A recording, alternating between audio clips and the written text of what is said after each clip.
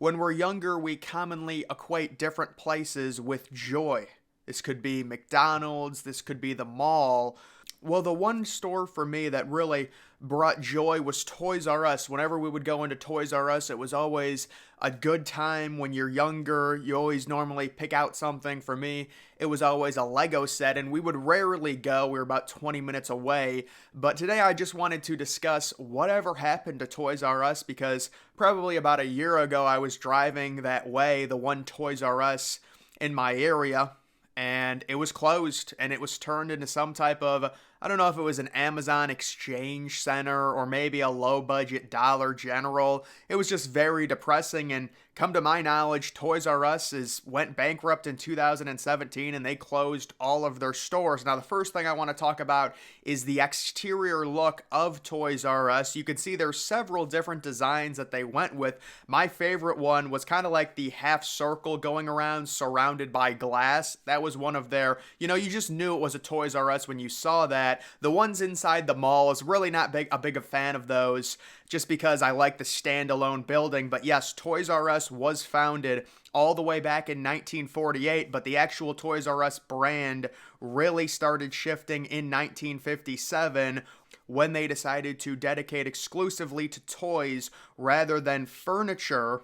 By 1978, Toys R Us had 72 stores and controlled an impressive 5% of the entire U.S. toy market, resulting in profits approximately $36 million that year. In just 5 more years, from 1978 to 1983, Toys R Us more than doubled its number of stores and market share to 169 stores and a 12.5% of the toy sales market. The company also expanded into selling children's clothing during this time. By the early 90s, Toys R Us dominated toy sales so much that it forced other popular toy retailers such as Child World and Lionel to file for bankruptcy, foreshadowing for what eventually would come for Toys R Us itself. Around that same time, Toys R Us was also expanding into international markets, including Japan and Europe. By 1996, the company already had 55 international toy stores. Japan would go on to become its biggest overseas market. However, the late 1990s were also when Toys R Us started experiencing the first big problems, including major competition from other bargain retailers like Walmart and Kmart. And I would say that is one of the first major misconceptions when it comes to Toys R Us. When I originally started researching this topic, I thought, of course, it was Amazon. Amazon is just so ridiculous. I've got interesting stories about Amazon's delivery methods when they were really slave working people back in like 2018, 2019. Do you guys remember the pandemic and they would take photos of the warehouses and just how backed up everything was?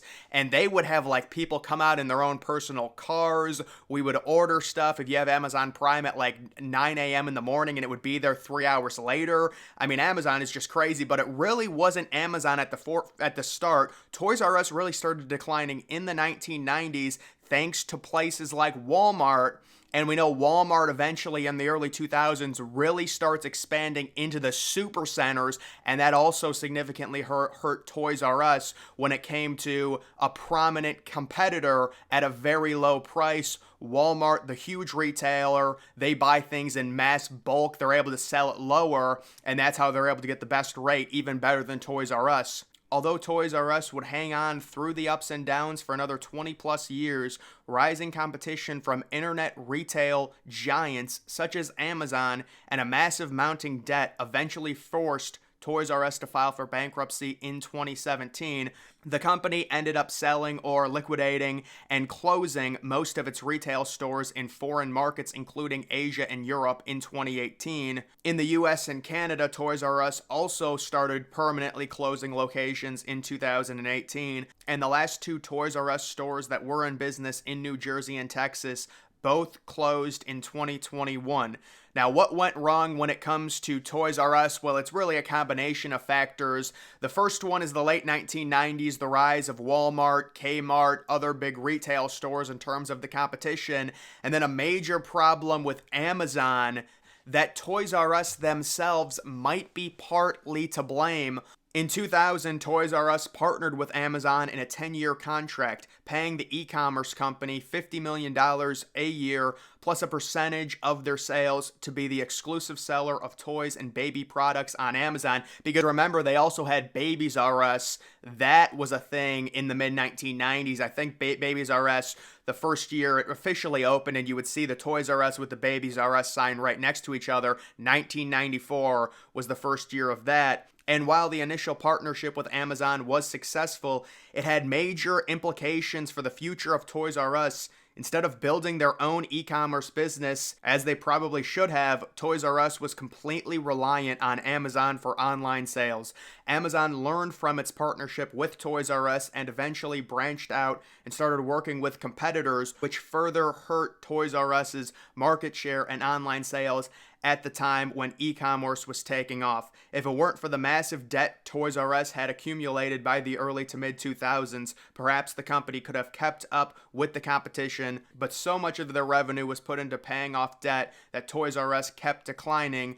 By the beginning of 2005, Toys R Us's debt was downgraded to junk bond status, meaning that the company was likely to default and was given a low credit rating. As a result of the lack of revenue available to reinvest into their stores and operations, the shopping experience for customers got worse and stores became understaffed and undermaintained. By 2017, the toy industry and retail as a whole were on a decline, and Toys R Us couldn't hang on for any longer. The company announced that they were filing for bankruptcy initially in 2017, citing $5 billion in debt and costs around $400 million a year just to pay that debt back. On January 20th of 2019, the company emerged from bankruptcy as True Kids.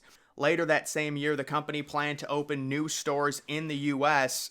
that were going to be around a third of the size of the original Toys R Us stores. In November of 2019, Toys R Us opened a retail store in New Jersey, and in December, a second location was opened in Texas. So this was kind of like Toys R Us's half attempt at reviving their business under a different brand, I guess, True Kids. And they only opened 2 stores, one in New Jersey, one Texas. And just 2 years later in 2021, as a result of financial losses caused by the pandemic, the only 2 U.S. stores once again closed down. The Houston location was closed in January of 2021, so it only lasted about 1.5 years, and the New Jersey location closed 11 days later. The company stated that they made a strategic decision to pivot their store strategy so that they can look for more stores and platforms that would offer better traffic. In December of 2021, Toys R Us opened a 2-story flagship store in the American Dream Mall in New Jersey. And in 2022, they opened new locations in various states, such as California, Georgia, New Jersey, Illinois, Nevada, Louisiana, New York, Maryland, and Missouri. These stores are located inside Macy's stores and range from 1,000 to 10,000 square feet, a far cry from the original Toys R Us stores that had well over 10 times that amount of square feet. In September of 2023, there was an announcement that just a few months ago, they were going to open 24 new physical stores in the U.S. These stores would be standalone locations and would begin to open in 2024. They also announced smaller stores would be located in airports and cruise ships. The first smaller stores are set to open in November of 2023, so supposedly this month. And that's going to be located in the Dallas-Fort Worth International Airport. I've actually been to that airport. Imagine if I would have went and they were opening a new Toys R Us store. But either way, that's the story of Toys R Us. It was really a combination of factors when it came to the decline. I mean, even a place like Target, I remember when I was younger, there wasn't an initial, like when you think about buying toys, it's not like you immediately thought, like I'm sure kids in the 90s immediately thought Toys R Us, Toys R Us, Toys R Us. There really wasn't that type of feel when it came to kids born in the late 90s, early 2000s. It was more of, there's just so many, like even, again, Target, you could buy so many different Lego sets. I think when I was younger, we went to Target 10 times more than we went to Toys R Us. Now, part of that is the location, but it's also a rise in competition, whether it's Target, Walmart. I mean, Walmart's even cheaper than Target. But that's part of the reason. And then the other reason, they really didn't have anything in terms of e-commerce. They were slaves to Amazon, which is doubly bad because Amazon ended up kind of helping in terms of putting them out of business with the idea of the 2-day shipping. That turned into same-day shipping when it really got crazy with Amazon. And it's just so much easier to order a toy set for your kid or a Lego set and it comes one day later rather than going up to the store and doing that, especially when you get the Amazon Prime. You barely have to pay anything, especially if you're ordering a lot. Everything is free shipping. It would cost the exact same in stores. And that's how Amazon really gamed the system and unfortunately took down Toys R Us. But they really started declining even before Amazon and started losing significant money around 2013, 2014. But they already had a massive debt at that point. Either way, guys, that is going to do it for this video. Make sure you're following me on X. Link to that's always in the description.